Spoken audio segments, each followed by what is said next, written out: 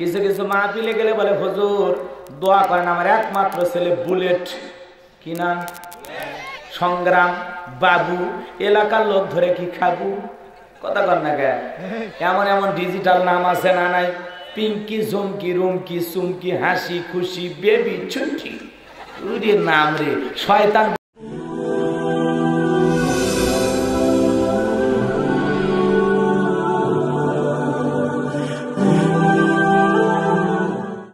ছেলে মেয়ের নাম এগুলো তৈরি, কথা কর না কে। এক মুরব্বী আমার কয়েকদিন আগে ফোন দিয়েছে, বলতেছে বাবা একটা নাম কয়া দাও, হুজুর মানুষ। তা আমি বললাম বিশ্বনবী দুইটি নাম পছন্দ করতেন, একটি হলো আব্দুল্লাহ আর একটা হলো আব্দুর রহমান। করছে বাবা এগুলো নাম তো রাখলে চাচা চাচা ভাব, নামের মধ্যে কি ভাব। তা আমি বললাম এগুলো রসুল পছন্দ করতেন, এখন আপনার যদি ভালো না লাগে তা আমি কি বলবো। কয় হুজুর একটা ডিজিটাল নাম করেন। আমি ডিজিটাল নাম পারি না। কচ্ছে আমার বেটার বউ একটা নাম চয়েস করেছে, হুজুর দেখেন তো এই নামের অর্থ কি। আমি কি নাম? কয় মিস্টার জন। আমি শয়তানক যা জিজ্ঞাসা করেন আর অর্থ কি, আমি পারবো না, কথা বল না কে। এরকম আছে না না? এই জন্য সন্তান বেশি নেওয়ার দরকার আছে না নাই? এই তো ঠাকুর গায়ে ওয়াজ করতে গেছিলাম বাজান, এক মুরব্বী এসে বলে দোয়া করেন। চাচা মিয়া দোয়া করবো, ছেলে মেয়ে কয়জন? কয় মেয়ে আমার 11টা, ছেলে আমার 6টা। আলহামদুলিল্লাহ। চুয়াডাঙ্গা জেলায় গেছিলাম দর্শনায়, জীবননগর দর্শনা, ওই এলাকায় ওয়াজ করতে গেছিলাম।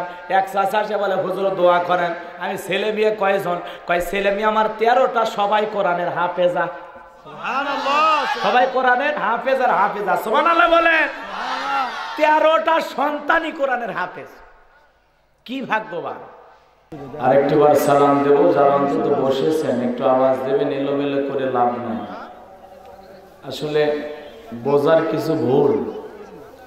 আমি দাওয়াত নিছি মাগরিব থেকে আসা, আমি তো দাওয়াত নিবই না ভাই। মানুষ এখন জোর করে যদি ধরে তো আমার তো কোনো দোষ নেই, আছে। এই জন্য এই জায়গায় নিয়ে এসে বেশি তর্ক বিতর্ক করে নি, খুব খারাপ লাগে। সারা বাংলাদেশে ঘুরি, নোয়াখালী, ফেনী, চাঁদপুর, এদিকে নামাজ রাত 11টার দিকে এশার নামাজ পড়ে। মাগরিব পরে ওয়াজ শুরু, 10টা সাড়ে 10টার মধ্যে মাহফিল শেষ, এশার নামাজ পড়ে সবাই বাড়ি যায়। কথা বোঝেন নাই? এশার নামাজে রাত কটা বন্ধ পড়া যায়? 12টা পর্যন্ত পড়া যায়। তাই আজকে যদি একটু বিলম্বে পড়ি আমার, আপনাদের সমস্যা আছে? কথা বলেন এখন। এই জায়গায় জামাত হবে ইনশাআল্লাহ, ইনশাআল্লাহ এই জায়গায় জামাত হবে ইনশাআল্লাহ, কোনো টেনশন নেই। একটু বসেন, পরিবেশ বোঝা লাগবে ভাই, আমার তো কোনো দোষ নেই। আপনি এই জায়গায় দাওয়াত দিয়ে নিয়ে আসছেন, আমি মেহমান, মেহমানের কদর করা লাগবে। আপনি দাওয়াত দেবেন একরকম, পোস্টারে লিখবেন আর একরকম, তাহলে তো সমস্যা। কথা বুঝতে পারছেন? এটা তো আপনাদের বোঝা লাগবে। ওখানে লিখলেন না কেন প্রধান বক্তব্য মাগরিব থেকে রাত 8টা পর্যন্ত, তাহলে তো ভেজালটা মিটে যেত। আপনারা প্রচারে বলতেছেন একটা, লিখতেছেন একটা, এই যে ঝুড় ঝামেলা হয়ে গেছে, তাল বাহানার মধ্যে মানুষ পড়ে গেছে। আসলে কখন ওয়াজ করবে এখনো মানুষ বোঝেনি, এই হলো সমস্যা। তো যাই হোক, যারা এদিক সেদিক ঘোরাফেরা করতেছেন ভাই, সময় হাতে খুব কম। এজন্য আপনাদেরকে অনুরোধ করতেছি, যদি শুনতে চান একটু কষ্ট করে আসেন। আমরা এখানে আলোচনা শেষে ঈশার নামাজ আদায় করবো, যেহেতু আশেপাশে অনেক মাহফিল, এটা শেষ করে আর এক জায়গায় যাবেন, আরো ভালো হবে নাকি গণ? এক রাতে 2 মাহফিলে যাবেন। আরেকটিবার সালাম দিচ্ছি, আশা করছি সকলে সালামের জবাব জোরে সোরে দেবেন। আসসালামু আলাইকুম ওয়া রাহমাতুল্লাহি ওয়া বারাকাতুহু। ইন্নাল হামদুলিল্লাহিল আকরামিল্লাযী খালাকাল ইনসানা ওয়া কাররামা ওয়া 'আল্লামাহু মিনাল বায়ানি মা লাম ইয়া'লাম। ফাসুবহানাল্লাযী লা ইহসা ইমতিনানুহু বিল লিসানি ওয়ালা বিল কলাম।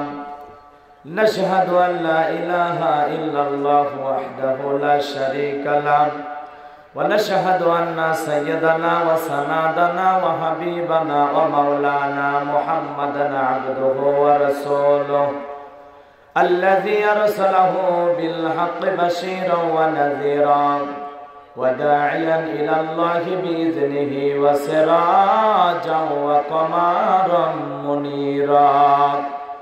فقد قال الله تعالى في كلامه المجيد وفي فرقانه الحميد.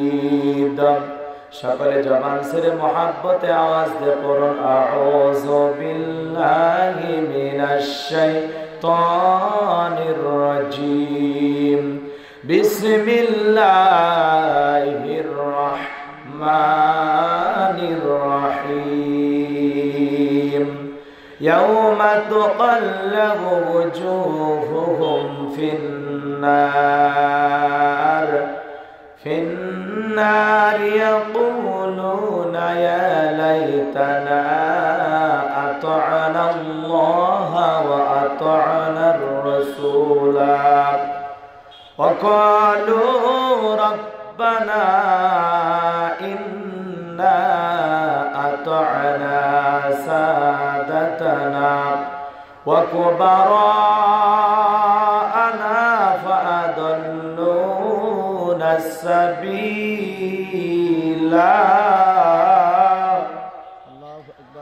ربنا آتهم ضعفين من العذاب ولعنهم لعنا كبيرا الله أكبر صدقت يا رب العالمين. وعن أبي هريرة رضي الله تعالى عنه قال قال رسول الله صلى الله عليه وسلم الدنيا سجن المؤمن وجنة الكافر رواه مسلم. وقال تعالى في شان حبيبي إن الله وملائكته يصلون على النبي يا أيها الذين آمنوا صلوا عليه وسلموا تسليما. সকলে দরুদ ইব্রাহিম পড়ুন। اللهم صل على محمد وعلى آل محمد كما صليت على إبراهيم وعلى آل إبراهيم إنك حميد مجيد. اللهم بارك على محمد وعلى آل محمد كما باركت على إبراهيم وعلى آل إبراهيم إنك حميد مجيد. হাজারো ব্যথা বেদনার পরে ফিরে আসনি তুমি আপন ঘরে, দিনের আলো তুমি সরিয়ে দিতে চলে গেলে মদিনায় মক্কা ছেড়ে। হে রাসূল তোমাকে ভুলি আমি কেমন করে, হে রাসূল তোমাকে ভুলি আমি কেমন করে। খেয়ে না খেয়ে দিন প্রসারের কাজে নিজেকে দিয়েছ বিলিয়ে, তায়েফের কাফেরেরা চিনল না সে আলো, দুষ্ট ছেলেদের পিছু দিল লেলিয়ে। খেয়ে না খেয়ে দিন প্রসারের কাজে নিজেকে দিয়েছ বিলিয়ে, তায়েফের কাফেরেরা চিনল না সে আলো, দুষ্ট ছেলেদের পিছু দিল লেলিয়ে। পাথরের আঘাতে ক্ষত বিক্ষত হয়ে সারা শরীর থেকে রক্ত ঝরে। হে রাসূল তোমাকে ভুলি আমি কেমন করে, হে রাসূল তোমাকে ভুলি আমি কেমন করে। আলহামদুলিল্লাহ।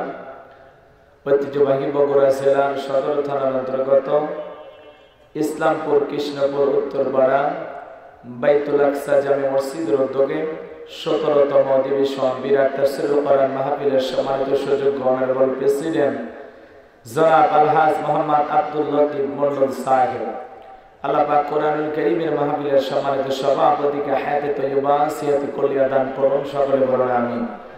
আজকের মাহফিলের সম্মানিত প্রধান অতিথি মাননীয় এমপি মহোদয় জনাব গোলাম মোহাম্মদ সিরাজ সাহেব, আল্লাহ পাক তার গোলামকে জনগণের খেদমতের জন্য নেক হায়াত দান করুন, সকলে বলুন আমিন। ওমর ফারুকের মতো আদর্শবান নেতা হিসেবে আল্লাহ পাক কবুল করুন, সকলে বলেন আমিন।